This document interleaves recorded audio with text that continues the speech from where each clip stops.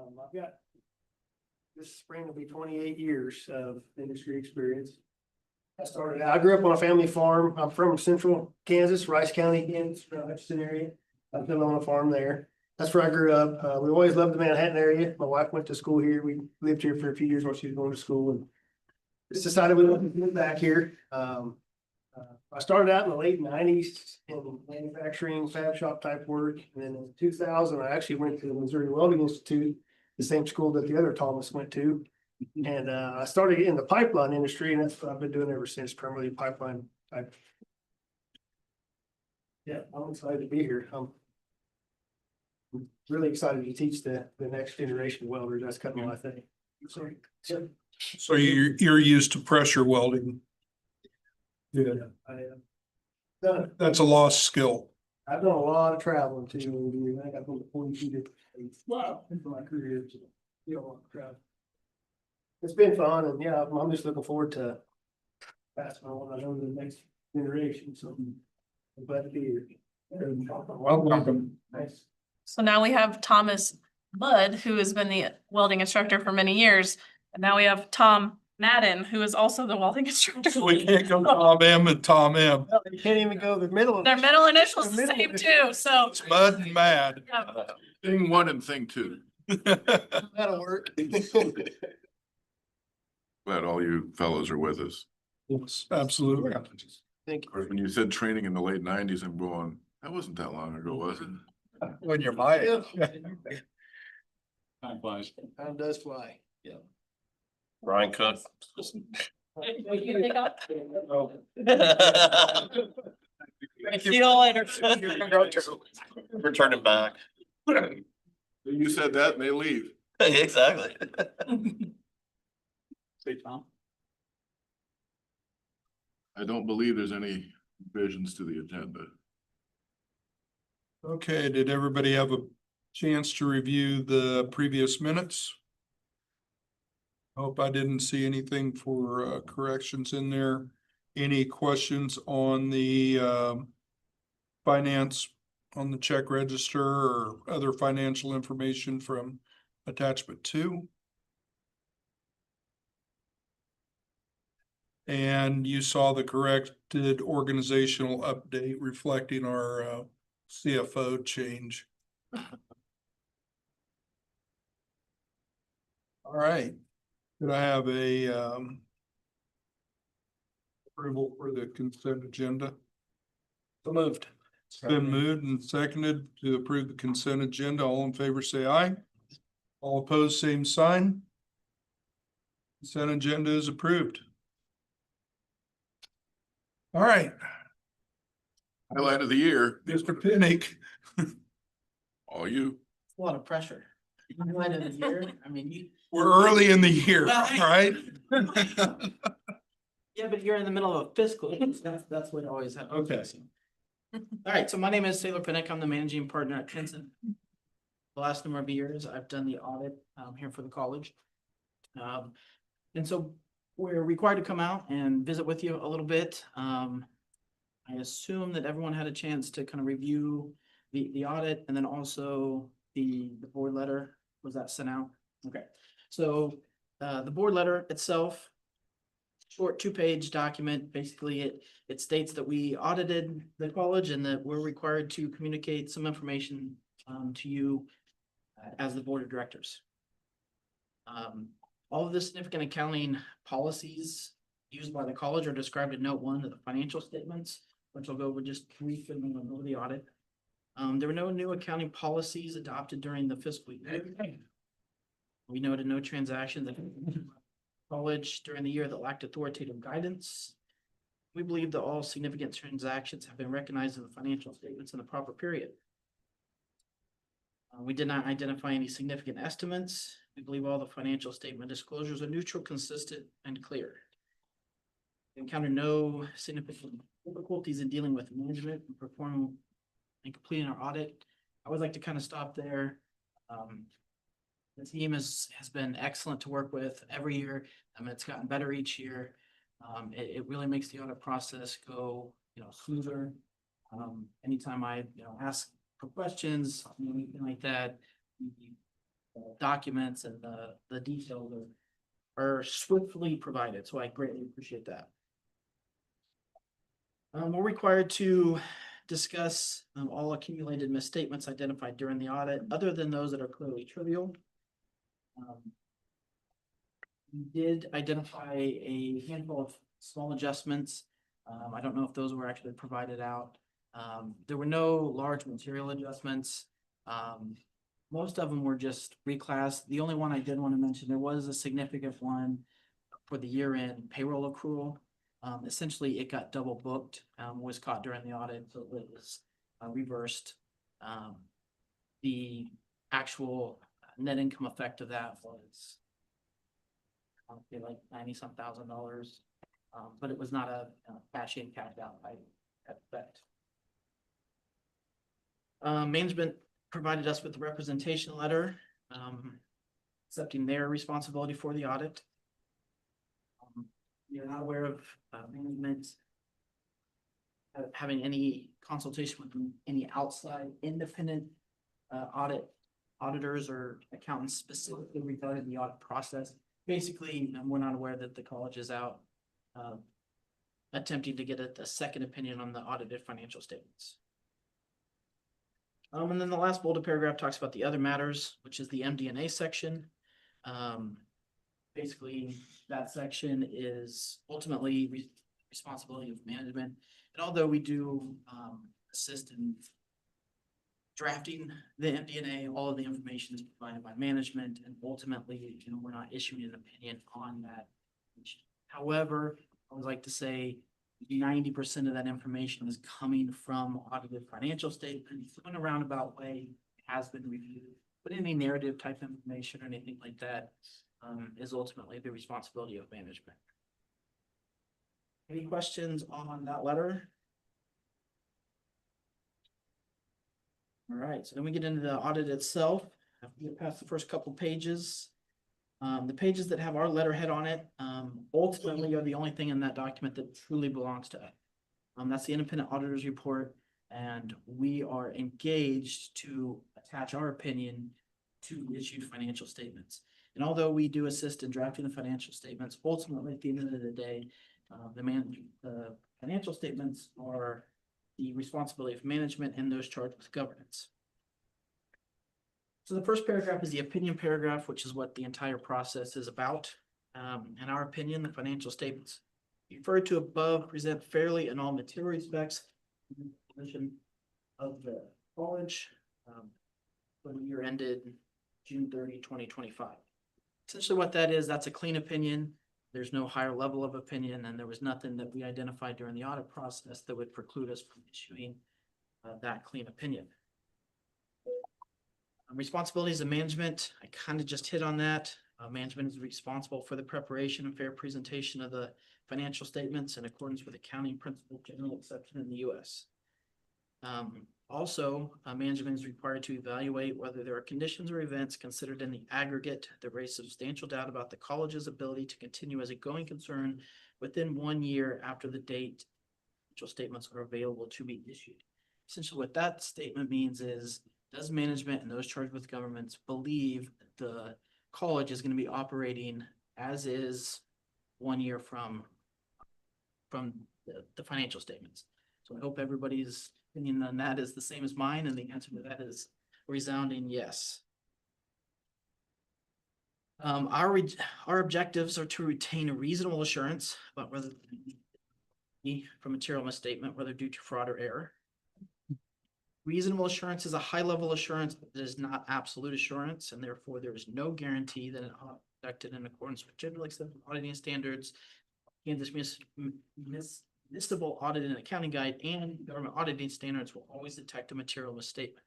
I always kind of like to stop there as well, kind of give a brief overview of the audit process. When we come in, we don't look at every single transaction, every single bank statement, every single check that goes out the door.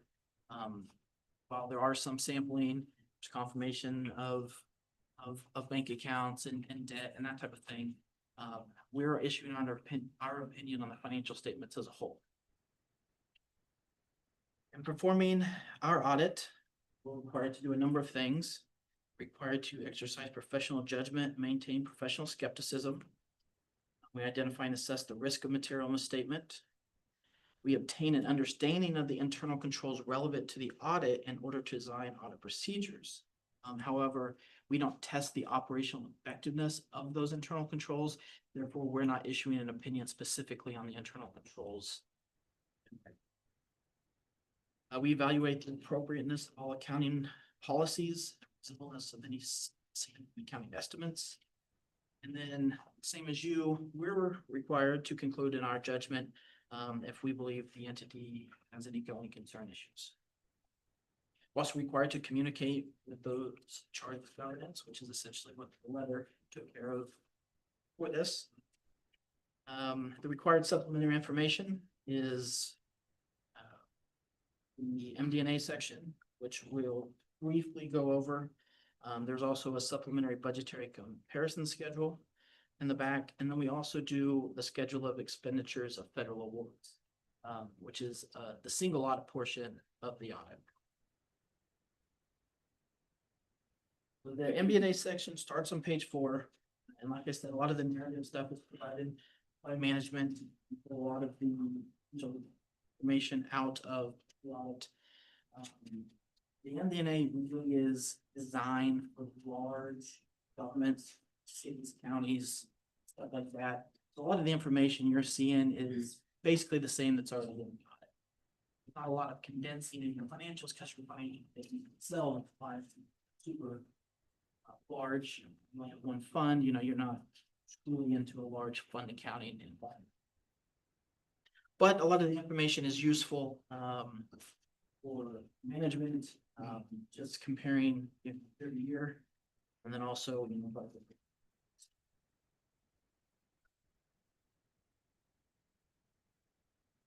Financials themselves start on page 9.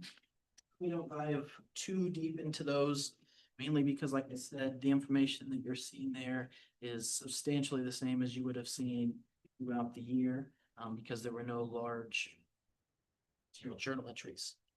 We do a column for the component using foundation, required by GASB. There was nothing throughout the audit process from the level standpoint that seemed like there was a lot of change. Unexpected anyway. Obviously, placed in service a substantial portion of that capital project.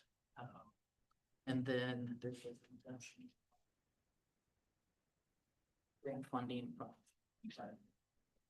all of that, I'm assuming the board is well aware of that information.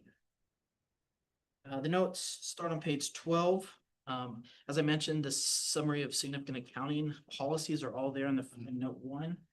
I typically don't dive into those too in depth either, just because there are a lot of boilerplate, a lot of carry forward, just a lot of general information about financial statements as a whole, but not a lot of useful yearly information, if that makes sense.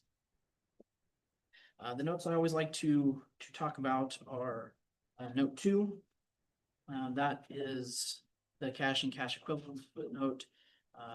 Talks about whether or not the college as well as the foundation is properly FDIC insured, or with the FDIC insurance or pledge securities. And basically making sure that the college is adhering to the state statutes regarding pledge securities. Note 6, obviously there is a lot of changes in that schedule, which is the capital asset schedule.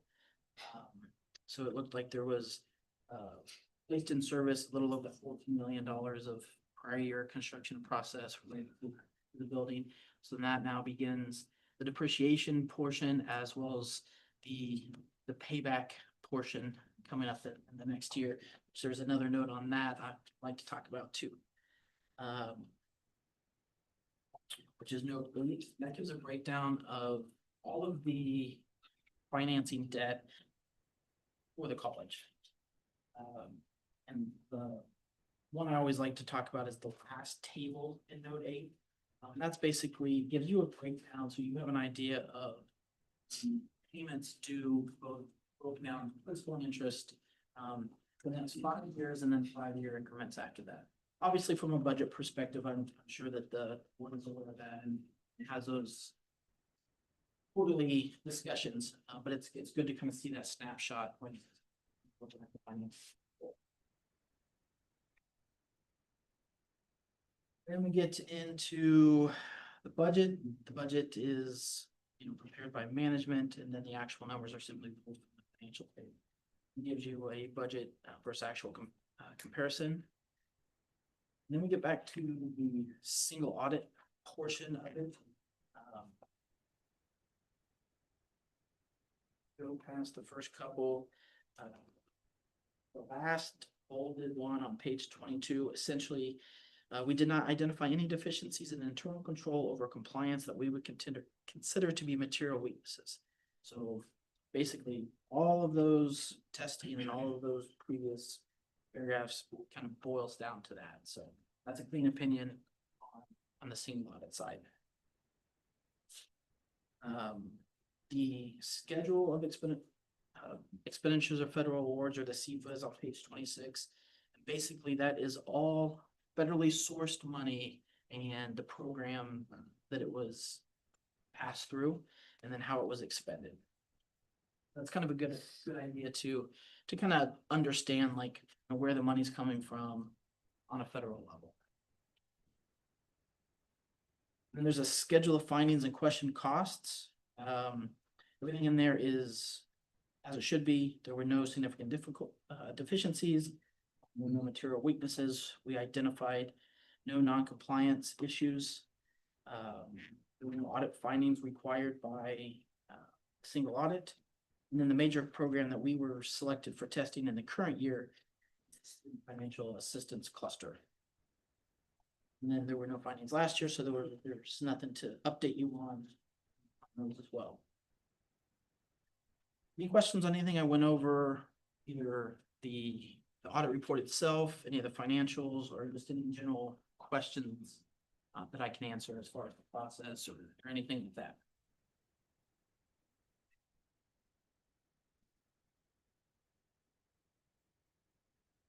And the last thing I always kind of leave everybody with is, this is certainly not a speak now or forever hold your peace type of thing.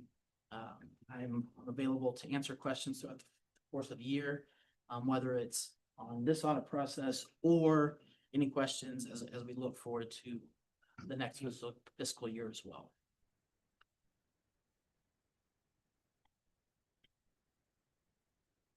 Not hearing anything from any of the other board members. I'm good with. All right, well, I would say when they're nice, clean, and boring, then it makes it a lot easier. So. Thank you for working with us and with Kara. And Kara, thank you for this will be a good handoff to the new CFO, but Tyler, we appreciate how you work with us. Hopefully that will continue, because you have given us recommendations that have helped us improve, get better and better, and that's what we're after. Yeah. The board does need to formally approve it so that we can get this turned into the proper authorities, clearinghouses, et cetera. It also factors in with our accreditation update each year. Okay, I would entertain a motion to approve the audit as presented by Mr. Pinnick. Move. It's been approved or moved and seconded to approve the audit report. All in favor, say aye. Aye. All opposed, same sign. Not hearing any. Approved. All right. Thank you all. Thank you.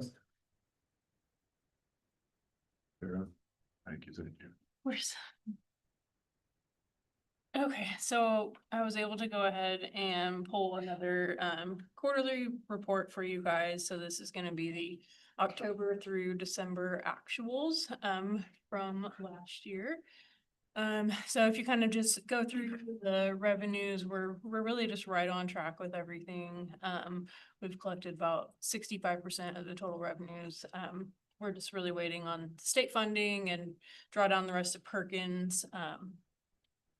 Interest income's actually turning out better than expected, so that will be good. And so far, we haven't used that leftover 400,000 from last year, so that's good as well.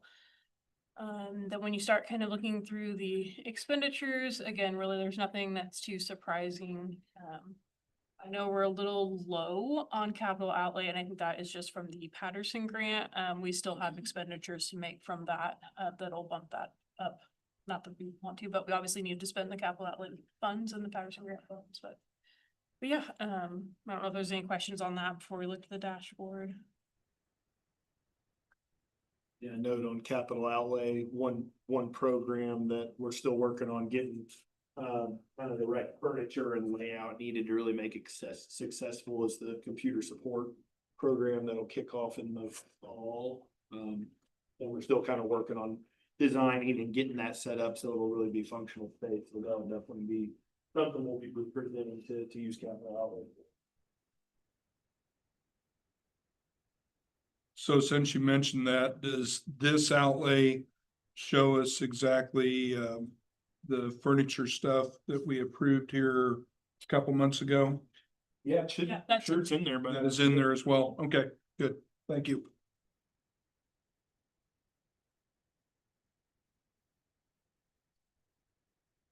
Cool.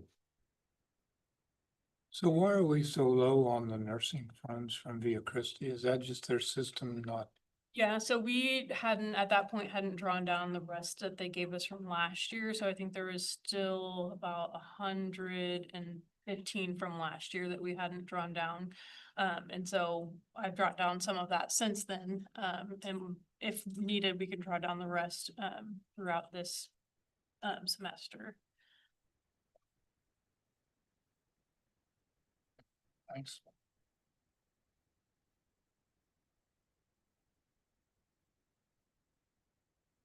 Okay, so if we want to scroll down, then we just have our usual charts here, just tracking cash on hand in maroon. And obviously it's trended down for the past couple months just as we're going through all the state funding. But we did get the remainder of our state funding this month. And so on the next report, you'll kind of see it go back up for a little bit before we start burning through that again. So really that's pretty typical. And then you'll see the reserves is going up about 5,000 each month just from the interest it's earning. Foundation funds are unrestricted or just kind of holding steady where they're at. There's no big changes there. Then the final one is just the total debt, which is also just going to be the same as last quarter, just until we make our first, or we'll make some payments on the Wamigo will be this semester, and then the first building payments in June. See those then. And the roof is out It's gone. completely. Paid off.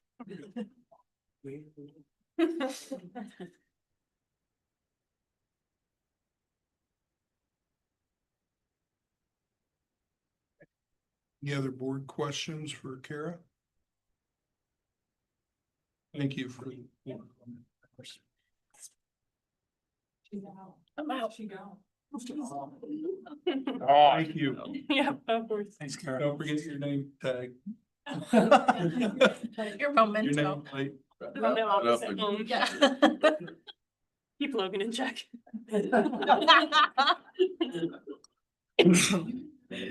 Bye now.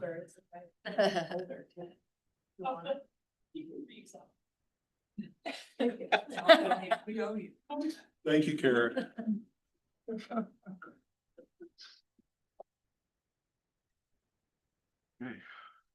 Outreach.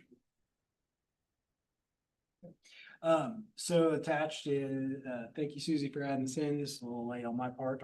I'm gonna probably start moving this into a consent agenda just for all the review, and I'll highlight things each month if there's something important. I do want to highlight a couple things here. We've got a good conversation going with Foot Locker. They're looking at sponsoring Employability Week for our career fair. So they're going to put out some dollars to help us with some fundraising or some advertisements with the interview process and some other pieces with that. And we're really excited to work closer with them. I will also highlight, we've had a lot of good conversations with Clay County, Geary County, with meetings like through Kiwanis and all these, and some other organizations. And then the last one I do want to touch on, NACY, they have an everyday entrepreneur program. David applied for a $5,000 grant to offer a business pitch competition, and it was accepted. So later in September, Manhattan Tech will be supporting, we'll be either hosting or we'll be a part of this business pitch competition. I think Stephanie, I think you're part of that, right? Yeah, absolutely excited about it. Awesome. NACE is the National Association for Community College Entrepreneurship. Thank you. They're a very forward-thinking group. Supposed to be innovative. Probably not. And then I'm sure Jim will talk about Ellis Foundation, but I will, like I said, I'll just highlight different pieces throughout, each month. So any questions on any of those? Tell me what the Kansas National Guard did a meeting with them December 10th to explore workforce development and training opportunities for military personnel. I probably have to double check with David. I think with National Guard, they're looking at some kind of a skills or computers, something training with that. I'd have to double check what that exactly was. You know, when I was with the Forest Service, we worked with Guard a lot. And we had to be very careful with them because they would throw everything at the end of their fiscal year at us. So September, October, and we were scrambling to get to meet objectives so they could pay it off at the end of the fiscal year. Oh, Smithfield, sure. There'll be a post later on, probably on Friday or so. Smithfield has donated a large piece of equipment. We may have talked about that at the last point. I think it's about $850,000 piece of equipment. It's called a Drake. It's part of their sausage making process and everything. It's all stainless steel. It's about 22 by 12 feet wide. We're picking it up on Friday. Manhattan Wrecker is, you're telling Manhattan, or is donating their services, and they're gonna pull it over here. We're gonna do a couple nice Facebook posts and everything, and probably go check it out the next board meeting. It's for the industrial maintenance tech program specifically, but it'll help us as well. Big help.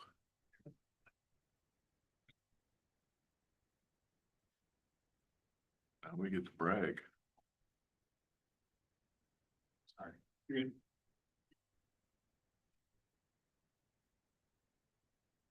No. Think up there. Oh, yeah, and then the very last thing with outreach and partnerships. So we did start in the fall a new blog that's on our website. We call it The Grind, and we do different stories, either based on students or based on part of Manhattan Tech that maybe a lot of folks don't necessarily know about. And it is written by our own Rachel Omes, and it got the attention of AACC, American Association for Community Colleges. And they asked to post the article nationwide. And so this was a really cool piece. This one, if you haven't read it, is all about Darren Ortega, and our TLC does a fantastic job with our Teaching and Learning Center, helping students out and being the heart of student support. So a lot of good recognition. He has done amazing things to help my son, Ben, but I lose my patience with Ben. Oh, so Ben's in there on a regular basis.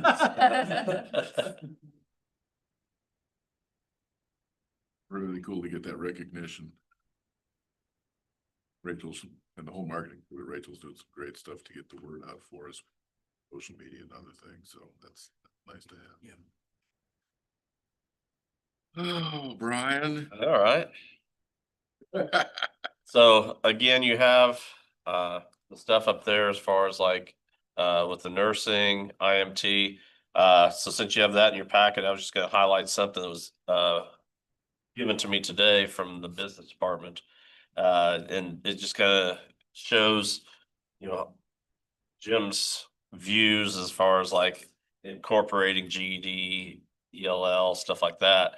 And Jason York, he gave me kind of a little summary of a GED student that was a graduate in 2023 that she basically went and started a Purple Wave, and she's actually gone on to even something more past that, and she's actually I think she graduates, yeah, in May.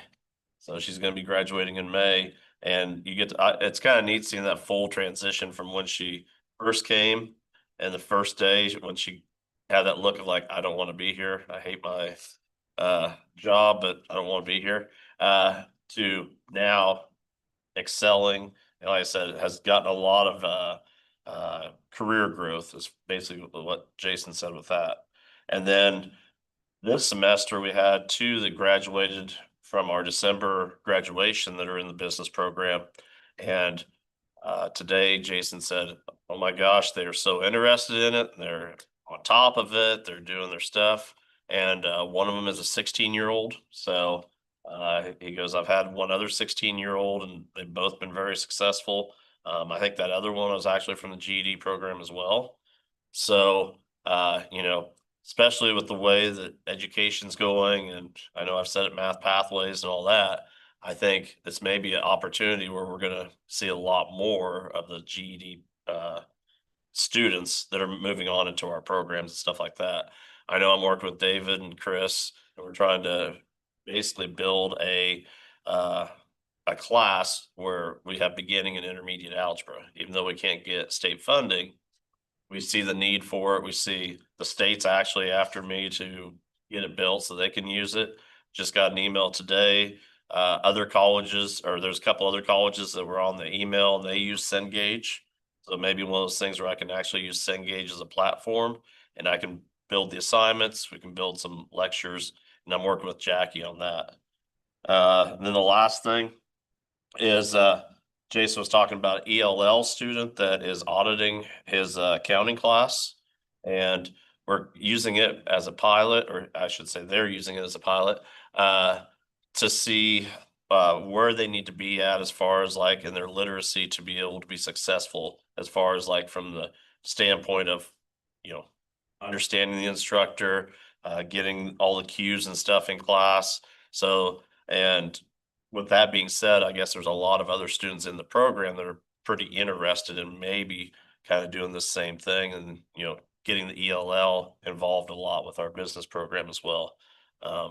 Because as I was telling a lot of the GED students, if you can get your associates, go to work for a business and have them pay for your bachelor's.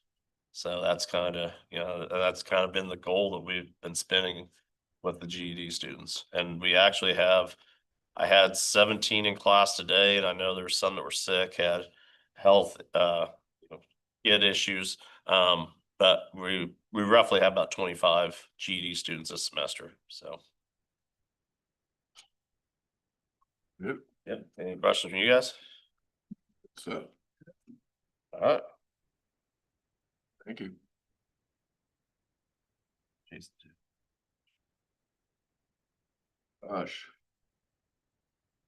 Nothing too exciting. We got some roof leaks going on over at the Regional Testing Center. We're working with, so remember we had some repairs done on the welding EPD building over here. Went really well, and they're really reasonable. And they came and inspected it and found some repairs and things they can do to patch it up. That building's been added on to twice, so where those transitions are, there's some issues, so they're fixing that up for us this week. And then that should be, kick that can down the road a little further. We've got some bats, like actual bats. We've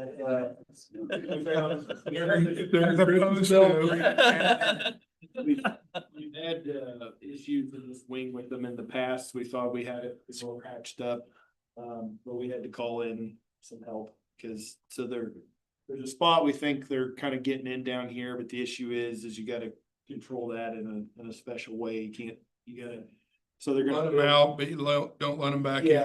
Yeah, they're building some kind of a cone in-out system to help us get them out and relocated and then patch it up after that. So it's something, we've had trouble with this, the new metal roof put on. There's just lots of nooks and crannies that are sealed from weather, but where something like that could make a nice home in there, so. We're working on that. Snow removal, Alan on the maintenance did a great job on staying on top of that. I don't know if we had the parking quite set up when you were here last time, it's still down here, but it's fully being used now and. It's been filled up quite a bit, so we really need it and it's working great. And now it's time to figure out the next plan to increase it even more, so. I saw where the fencing was paid for that addition. Yeah. On there as well. That's all I have. Mr. Ross, and events coming up. This is academics, is there? That's fine. Oh, no updates, okay. Yeah, we have open house coming up in February. And then obviously we talked about the career fair, which that's kind of been David and Chris's thing. That they're coordinating, and we're kind of expanding it beyond just the 1 day career fair to like the employability week. So looking at how we can basically along to encourage our students to utilize our teaching and learning center with some pre-interview tactics, resume building workshops, things of that nature, trying to get businesses kind of involved in that employability week as well. I'm wrapping up finalizing that career form for employers to register, so that will be live here in the next week or so. And then after that, we have National Signing Day, which I cannot remember the date, but it's in April. So that's when we have a lot of our prospective incoming students that want to participate in kind of joining MATC and kind of our career and technical education programs come to our campus and kind of celebrate them that day and kind of have them sign their commitment to come to MATC. So it's a very, spring's very event heavy. And then after that, we'll have commencement. Is interviews part of that? You talk about resume building and interview. Yeah, I believe that they have something on interview on a particular day. I know the flyer has just been generated. I saw it yesterday, so I can't remember if that's on there, but. Be a Yeah, opportunity. Yeah, leading up to it, I think we've done like mock interviews or interview like seminars where we talk about different tips and things. I think like with Foot Locker and some of the other ones actually coming in and doing these mock interviews with us. So we actually have that employer interaction. And I believe the plan is to still have this room set up again as that on the spot interview if anybody wants to do that. That's good. On the website, This is long. hattentech.edu/employability. I did, but I'm not gonna do it now. Saying, I think Brian put the agenda up there if you wanted to look at it, is all I was saying. But you want to spell on your own time.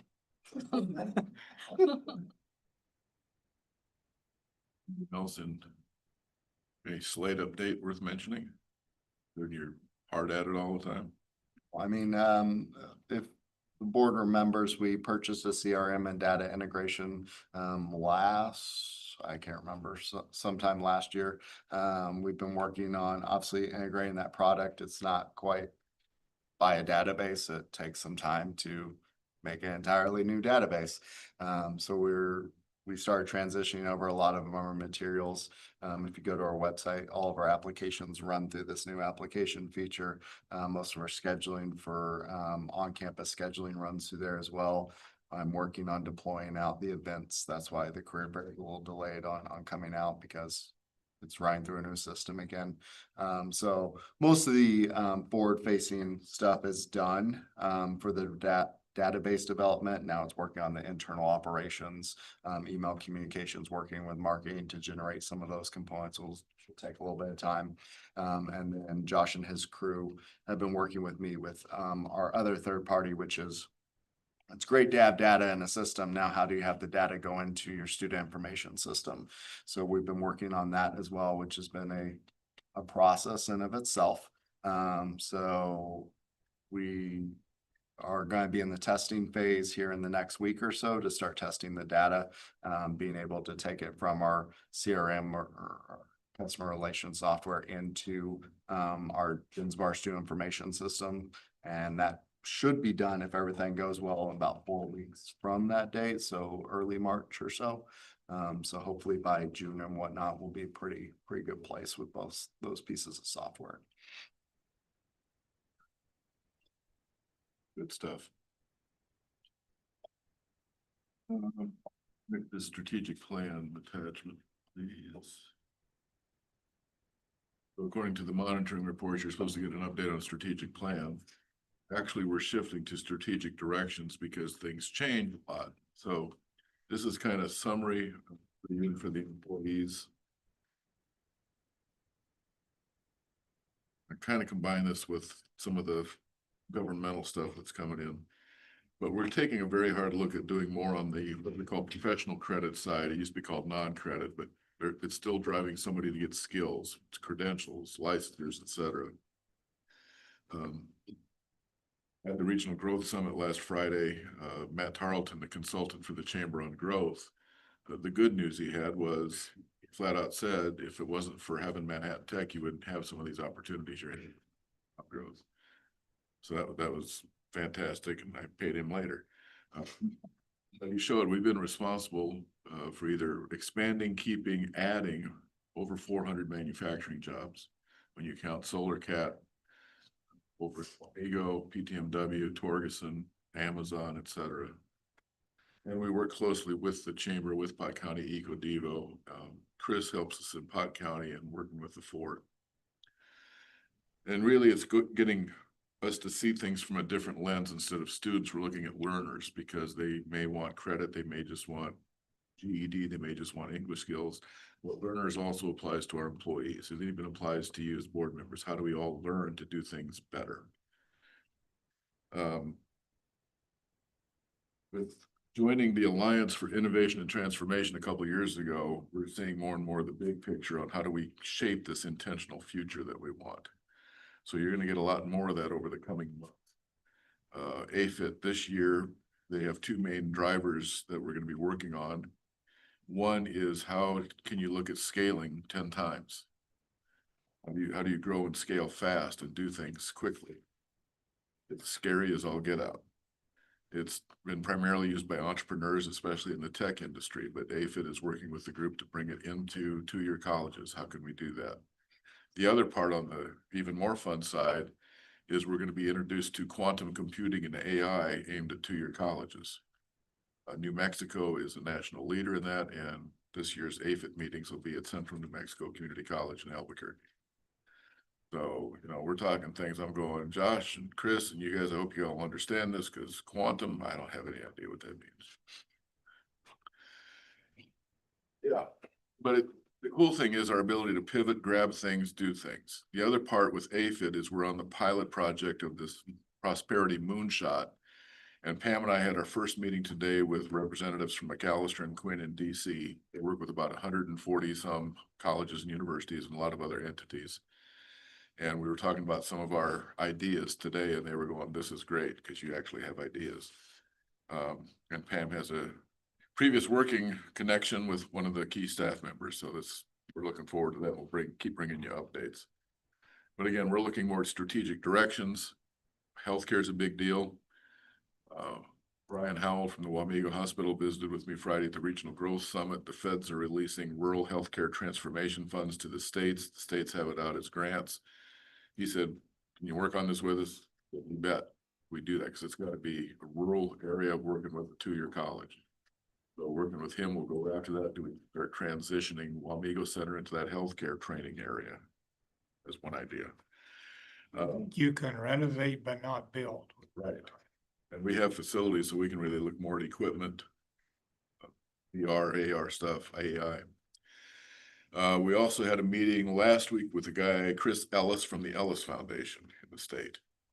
And we signed up to be one of their partners. They work with high school counselors who direct to the Ellis Foundation's high school students going to college, try to help guide them what college should they go to. Ellis Foundation staff interviews every student who gets an Ellis scholarship every year. They want to work with us. We've had about 4, I think, this year without being a partner, but they have like 200 at K-State. They provide up to $1,000 a semester for 8 consecutive semesters to a student. But I brought up with him about the adult ed people, dropouts, and if the funding goes away, and he basically said, yeah, give me a pilot proposal on that. If we could get high school counselors to recommend dropouts that are worthy of that investment, we might be able to use Ellis dollars to help supplement, or depending on what happens to the federal funding, subsidize the adult ed stuff.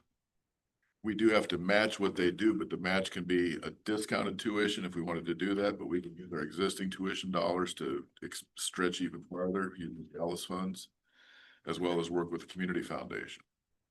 So we're pretty excited about how we can expand what we get with Ellis, get more students through that. Next Wednesday, Kent Glasscock and the Flint Hills Regional Council are sponsoring a manufacturing summit. So David and I will be there. Jeff Tucker from TDI is helping put this together. They've got 17 manufacturers coming in. K-State, Manhattan Tech, Flint Hills Tech, Washburn Tech will all be there to work with the folks. And the goal is working with those companies is to come up with projects that we can be part of. We won't be part of all 17, but it's a pretty cool structure that they've laid out. So give you an update on that in February. Where is that? At the convention center downtown. Also at the Regional Growth Summit, the NBAF announced, the hiring freeze is over for them. And so they're going to be looking for about 150 workers. A lot of them are on the facility support side, safety technicians. Chris took good notes. We'll be following up with the folks at NBAF to see what we can do to help with those positions.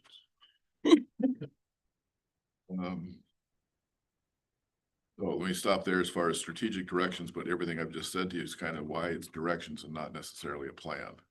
It's going to be a little white water rafting once in a while. I can't say that. Questions on that? Okay. Then we jump into the president's report, which you have. Yesterday, Harry and I spent the day at the Capitol. It was Higher Ed Day. Sherry Utash from Wichita Tech testified for the tech colleges to a subcommittee of Senate Ways and Means and to the House Higher Ed Budget Committee.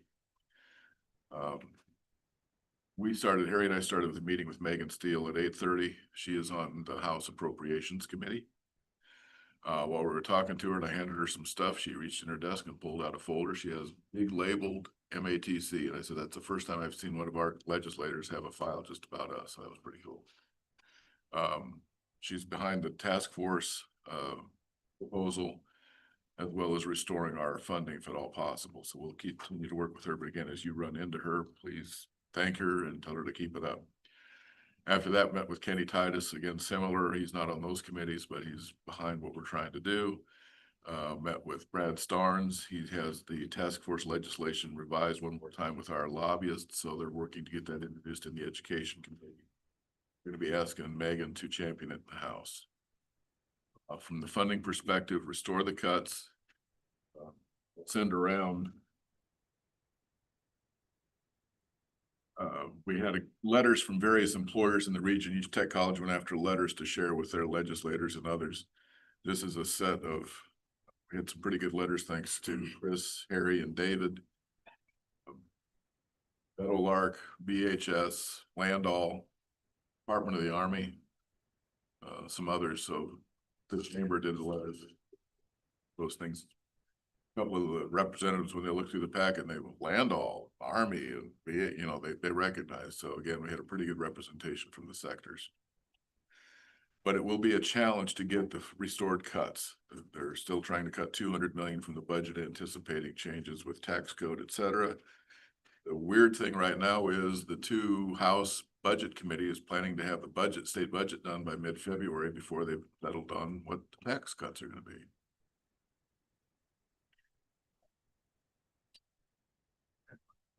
The good news at the federal level right now in both the House and Senate budgets, there's full funding for adult ed and the Perkins funds. So if we can get that in, that helps us dodge a bullet for another year from that level. The chamber has put in their legislative ask letter about all the different things they put, but they did advocate for full funding for Manhattan Tech. Again, let me pause there, see if you have any questions or comments. I did send a letter off to Megan and Kenny as well as Francis Camp. Yeah. I heard back from Megan and Kenny, you know, their full support. Haven't heard crickets from Francis. We'll work on getting back with Representative Camp. He's been supportive. We also met with Sydney Carlin. She's gonna do what she can do. We met with Angel Roser. Give us a couple other folks to talk to, but it was pretty busy day. Saw some other legislators. Quick talk with Marshall Stewart from K-State, the chief of staff.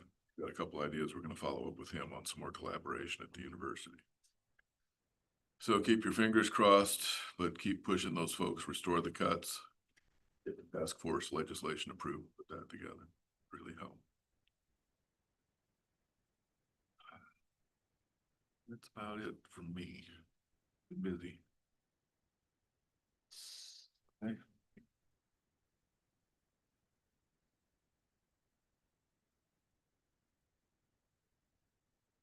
Oh yeah, the one thing if you didn't see it, the former president of Emporia State has been hired by the legislature to probe into the university and KBOR budgets. They probe. Alex. Underline. You read the Kansas Reflector. So- Like they haven't seen them. Collects his 10,000 a month and Blake Flanders from KBOR, he is the most stressed I've ever seen him right now. Universities are getting the heck up. Yep. And the community colleges are trying to collect a lot of things. We so much talk on property taxes. So again, the tech colleges, we keep trying to not associate ourselves as tight with so tight with the rest of higher ed because we are different and And that's what I pointed out in my communication with the legislators. And is it Sherry? Did a really, was a really good interview that I saw. yeah, we all collaborated on the testimony. One of the reps on House Higher Ed budget, I've testified to that one so many times, and he came up to me before the meeting and says, just tell me what you want. I said, no more cuts, restore the cuts. We're good. Okay.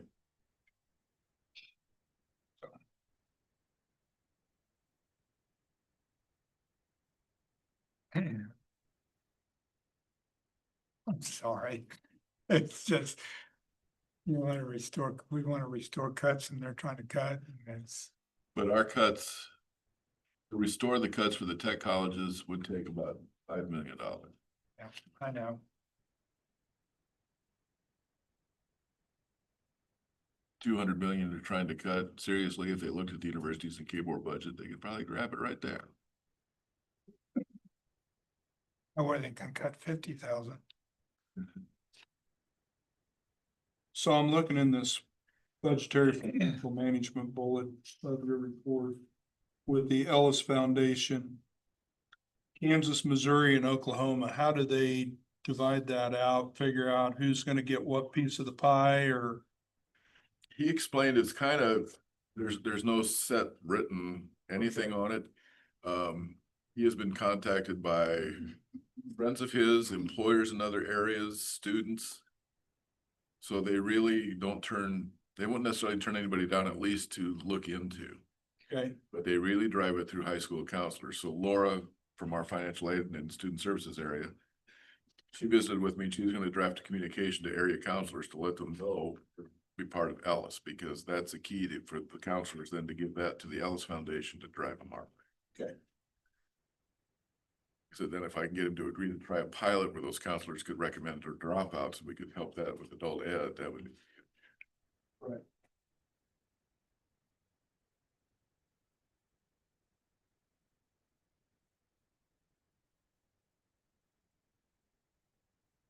We'll have a few of us at the Wamego annual celebration. It was the December celebration following Friday night.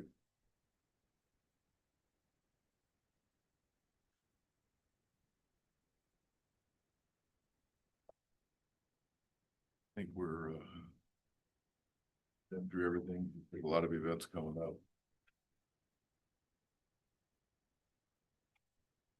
Barry, Kim, Neil, Susie, Pam, anything else that we forgot?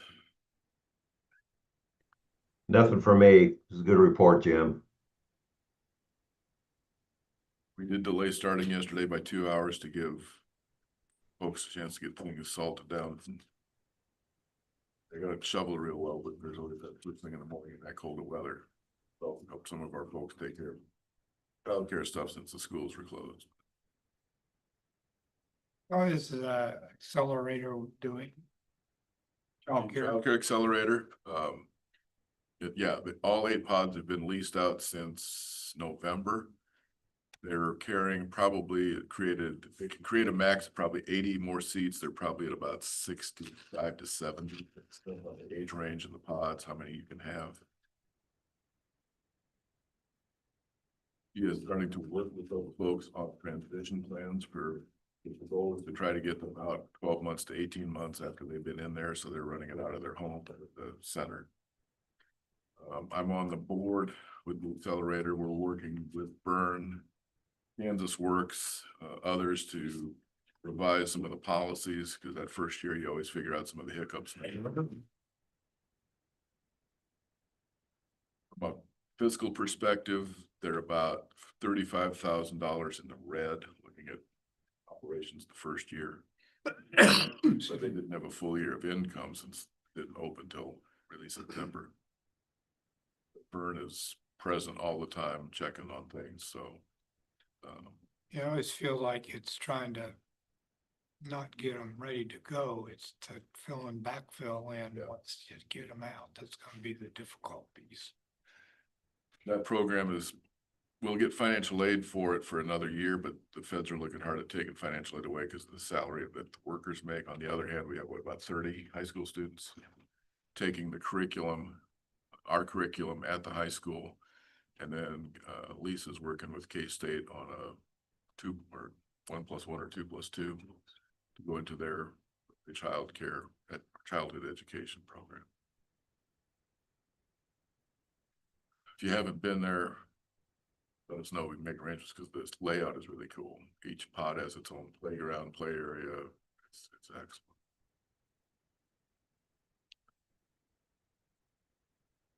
Anything else? When's the new CFO start? February 16th. Kara will provide training. Kara did a whole bunch of videos before she left. Kudos to Lee on our staff, Lee Van Horn. He's been holding things together, working with Josh and our other newer business employee, Chloe. Josh and I both had to remind Lee, you're doing fine. Because he's been kind of worried he's gonna mess up, and he's doing great. He's one of our former business student graduates as well. Strong math background. Yeah. And Kara's been available. Josh has really done a super job with seeing it. Get your head through the door. Yeah. Go sideways. Right. For contracted for those last 2 weeks in February, so she's getting pretty caught up and gonna really try to focus her time and much training as she can do. Be a lot to absorb though. But I feel good with Emily coming on, and I hate to say this again in front of Brian, but he is one of the better math teachers I've ever seen.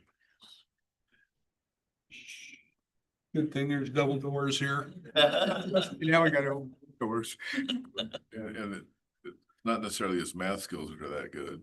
It's his ability to relate to the students and get them to understand this is nothing to be scared of. You learn this and have fun. He creates, in my opinion, one of the most positive learning environments. Half the battle.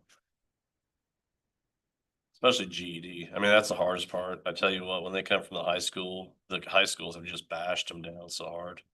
That's the whole thing with the math pathways. It's so hard seeing that when I see what they're producing, the high schools and stuff. So we got a fight on our hands. Win their minds, you can get them to learn just about anything. Love them. Okay, Mr. Chair. All right, we have an executive session on the agenda. Mr. Chair, I move that we go into